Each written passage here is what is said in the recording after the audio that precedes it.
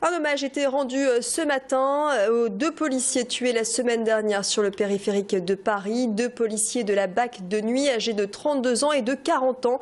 Leurs obsèques se sont déroulées en présence du Premier ministre et du ministre de l'Intérieur. Au même moment, les drapeaux de commissariat étaient en berne et des cérémonies de recueillement étaient organisées partout en France, notamment à l'hôtel de police de l'Île-Sud. Didier Péroudon, le chef de la police dans le Nord, a prononcé un discours et a honoré le sacrifice de ces policiers morts en service. Les syndicats dénoncent une escalade de la violence au quotidien sur le terrain. Émotion et colère se mêlaient ce matin dans les rangs de la police. Ce qu'on peut déplorer, c'est qu'on a de plus en plus de blessés dans nos rangs. Bon là, j'ai pas le chiffre en tête, mais je veux dire, le chiffre est en augmentation. Mais c'est pas seulement aussi les chiffres, c'est la violence qui est commise lors des agressions de policiers. C'est ça qui est surprenant. Parfois, on sent une telle haine qui peut aller jusqu'à tuer, quoi. Donc c'est ça qui est grave. C'est une escalade de la violence, quoi. Soutien à un salarié chez Mondial Relais AM. Un délégué du personnel vient d'être mis à pied. Il est accusé par sa direction d'attitude menaçante, agressive et sexiste, ce qui lui vaut un licenciement qui doit encore être validé par l'inspection du travail puisqu'il s'agit d'un délégué du personnel. Ce salarié est un agent logistique en poste dans l'entreprise depuis 15 ans. Lui se dit victime d'un licenciement abusif et se considère comme l'homme à abattre. Je vous propose de l'écouter au micro de Tanguy Lécluse. Les accusations qu'on me fait par rapport à ma personne sont déloyales, injustes et malhonnêtes. Parce que je suis un homme loyal, je suis quelqu'un de juste, d'honnête et on peut tout me prendre, mais l'honneur et la dignité, on ne me le prendra jamais. Nous avons des droits et des devoirs vis-à-vis de l'employeur.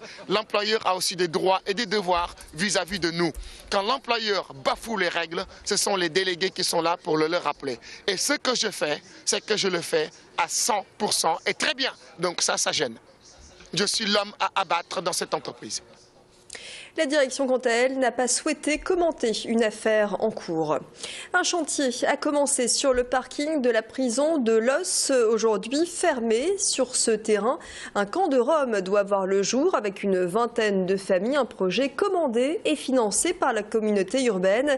Résultat, les démarches de construction d'une nouvelle prison sont mises entre parenthèses. Pourtant, les prisons de Sequedin et d'Annelin sont surchargées.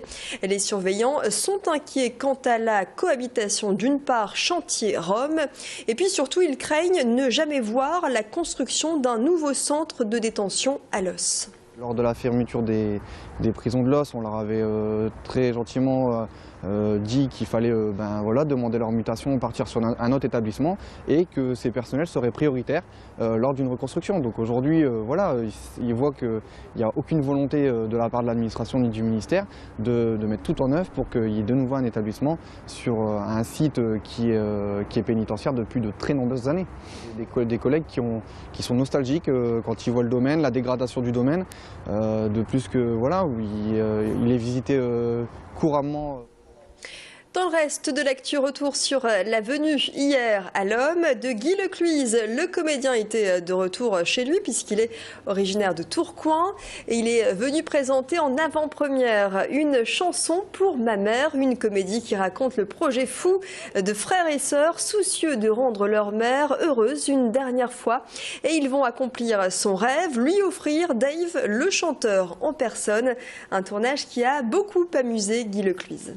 C'est une comédie où, personnellement, c'est un registre dans lequel on ne m'a pas encore vu. C'est un mec un peu bourru comme ça, grand frère. Je suis déjà grand frère dans la vie. J'ai hâte de voir ce que vont dire mes vrais petits frères qui sont dans la salle, puisque je suis le régional de l'étape. Et donc ils vont me dire « Ah ben non, c'est pas toi finalement, ou c'est toi ?» ou une chose comme ça. En tout cas, c'était un vrai plaisir avec tous mes camarades. Et puis d'avoir découvert un nouveau comédien, Dave. Et comme on dit, ça y est, on a un chanteur qui vient bouffer dans notre gamelle de comédien. Je lui ai dit « Continue comme ça et moi je vais me mettre à la chanson. » Je suis pas sûr de mon effet par contre en chanson, voilà. Voilà, une chanson pour ma mère qui sortira le 27 mars. Et puis, c'est vendredi qu'ouvrira le salon du chocolat à l'île Grand Palais. En attendant, les préparatifs s'activent du côté de l'Université régionale des métiers et de l'artisanat à Tourcoing.